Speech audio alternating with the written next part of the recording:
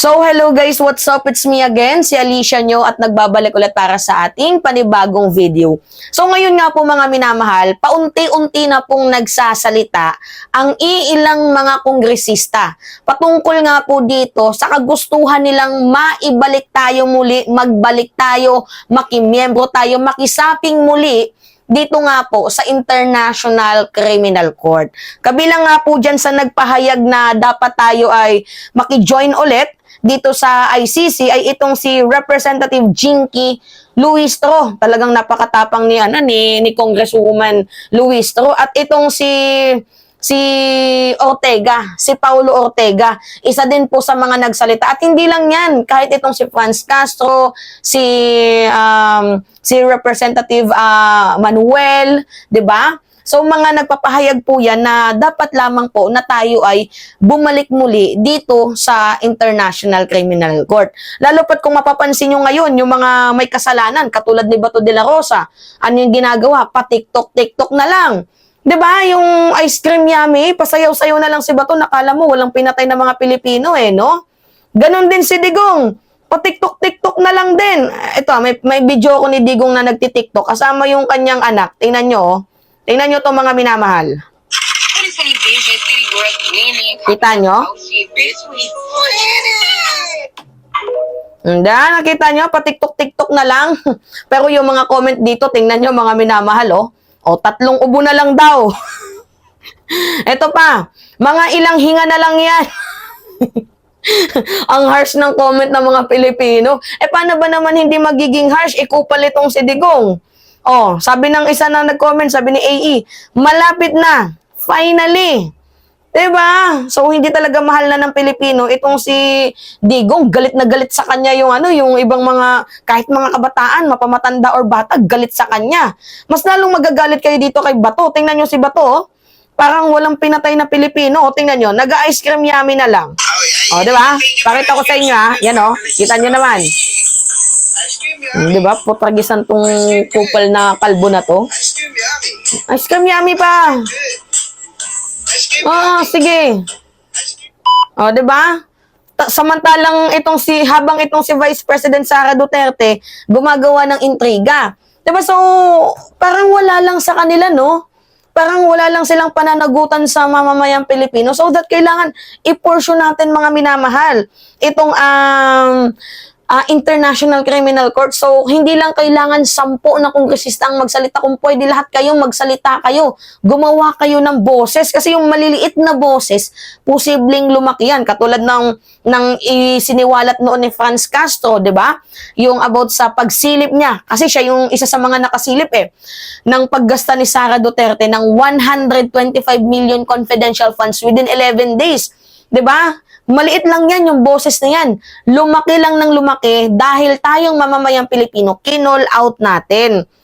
'Di ba? So, kailangan yung ICC, kailangan natin, i-pursue natin to. Huwag nating tigilan ng ating gobyerno ngayon na, PBBM, mamulat ka na sa katotohanan. Mabagal talaga yung hustisya dito sa Pilipinas. Minsan nga yung Commission on Human Rights, yung Commission on Human Rights, mga minamahal, sa ilang mga lugar, walang ganun. Walang CHR, walang Commission on Human Rights sa ibang mga lugar. Ni nga hindi kilala ng ibang tao yung meaning ng Commission on Human Rights kasi kulang tayo pondo, kulang ng funds, kulang ng manpower. Sa madaling sabi, may pagkukulang talaga kaya mabagal ang hustisya, mga minamahal. So that mas kakailanganin natin itong International Criminal Court para maging accountable yung mga nasa kapangyarihan na gumagawa ng katarantaduhan. 'Di ba? Tingnan niyo tong salita ni Jinky Luistro. Basahin natin The decision to deport the Rome Statue in 2019 was devastating decision. Kasi si Digong lang naman yung may gusto nun. Hindi kagustuhan ng mga Pilipino yun. Kagustuhan lang yun ni Digong kasi madami siyang pinatay na mamamayang Pilipino. At ayaw niyang mahuli, pero nagkakamali siya. Siguro nung 2019, wala na tayong jurisdiction dito sa ICC, pero nung time na tayo ay miyembro pa ng ICC, mayroong hudikatura. Kasi nung time na yun, miyembro pa tayo eh. 2016 hanggang 2019, miyembro pa tayo. Actually, 2018 tayo umalis, pero 2019 siya na-aprobahan. 1 year yan na paglakad-lakad bago tayo ma-aprobahan. Natakot ata si Digong. At saka mga minamahal, guilty lang pag ganun eh. Pag tayo umalis sa ICC, meaning nun guilty. Yun yung totoo dyan. Oh, sabi dito, it sent the wrong message to the international community that we were unwilling to uphold the protection and promotion of the human rights, which should be inherent to every individual and display the fragility of our democratic institution. Rejoining the ICC would reaffirm the country's commitment to the international norms and strengthen its legal framework in hold perpetrators to grave crimes accountable that regardless of their status, economic standing, or power, no one is above the law. Yan yung habol natin mga minamahal. Kasi hindi lang naman to about sa ginawa ni Digong. Hindi lang naman to about sa killings ng AJK nung panahon ni Digong, but in the future. Future generation, future time, 'di ba? Sa mga susunod na buwan, taon, 'di ba? Hindi lang ito yung nag-hold sa pagiging accountable sa panahon ng mga napatay ni Digong, but also i-hold din ito yung future generation. 'Di ba? Kasi mga minamahal, mabagal naman talaga yung process ng justice system dito sa bansang Pilipinas. Gaano katagal yung kaso? Minsan umaabot ng 10 taon. Oo, 10 to 17 taon. Depende na lang yan kapag wala ka talagang ganun, 'di ba? Na napupondok yung yung kaso mo. Kasi minsan kasi yung kaso dito pinupolitika eh. Yan yung napapansin ko mga minamahal ha. Minsan yung kaso dito sa Pilipinas, pinupolitika kaya tumatagal. Oo. Kaya nga, kailangan natin itong specific na yung mismong ICC kasi ito yung lang naman ng ICC mga minamahal is yung about sa human rights. So hindi naman kabi ng ICC yung patungkol sa mga pagnanakaw, hindi naman yung sa human rights lang at makakatulong naman ito sa ating sa ating hustisya, 'di ba? Sa korte para mas mapadali. 'Di ba? Mga minamahal, nagigets nyo ba ako? Para nang hindi na magtagal yung kaso diyan at saka maging accountable yung may mga kapangyarihan. Yung may mga mayaman na pinapasakamay lang yung batas katulad ni Digong, 'di ba? Para may pananagutan. Hindi pwede na mahirap lang yung nasasakdal. Mga katulad lang natin na mga mahirap, mga nakatsinelas, hindi po pwede yon. Kailangan kahit sino, mayaman sa hindi, anuman yung stand mo sa buhay, may pananagutan ka. No one is above the law. So ngayon, si Paulo Ortega nagsalita din. Another congressman sees wisdom in the Philippines proposed return to the ICC. So, padami na sila mga minamahal ng padami. And alam naman natin na madami na din tayong mga Pilipino ang gustong makianib muli dito sa International Criminal Court.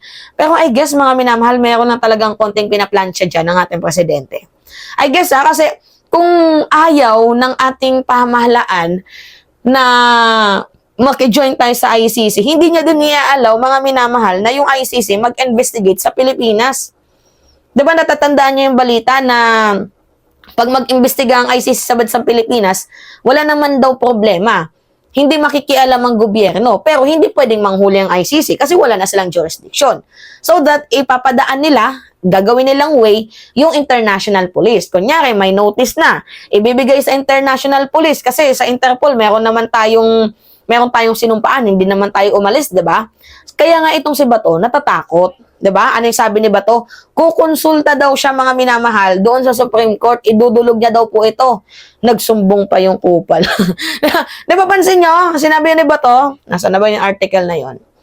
Hinahanap ko, mga minamahal, hanapin ko. Nandito lang yun yung magsusumbong si Bato de la Rosa doon sa sa ICC. Ito, Bato 6 Supreme Court clarity on International Criminal Court.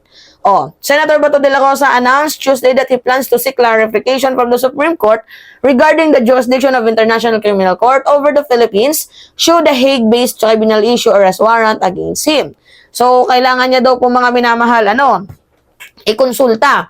Kasi umalis na daw po tayo, wala na tayong jurisdiction. Hindi, ganito yon. Wala tayong jurisdiction nung tayo ay umalis. Pero nung sinagawa nyo yung krimen, within the year of 2016 hanggang, kailan ba tayo bago umalis? 2019, finally, na-out na tayo. Doon, meron pang jurisdiction yun. At yun lang naman yung imbestigahan nila, yung patayan, yung killings nung 2016 hanggang 2019. Hindi na nila imbestigahan yung killings nung 2020 hanggang ngayon kasi wala na silang jurisdiction doon. Pero yung time na nagganap yung krimen, 2016 hanggang 2019, we are member, 'di ba, of the International Criminal Court, so that meron silang they have a rights to investigate the killings, 'di ba? Dito nga sa bansang Pilipinas. So, yun po, mga minamahal. Alright? It's me again, si Alicia nyo. Comment kayo, mga minamahal. Pahingi lang ako ng likes.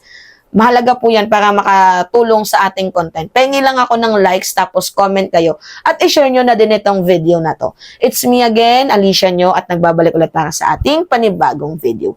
Maraming salamat sa inyo, mga minamahal. Ingat!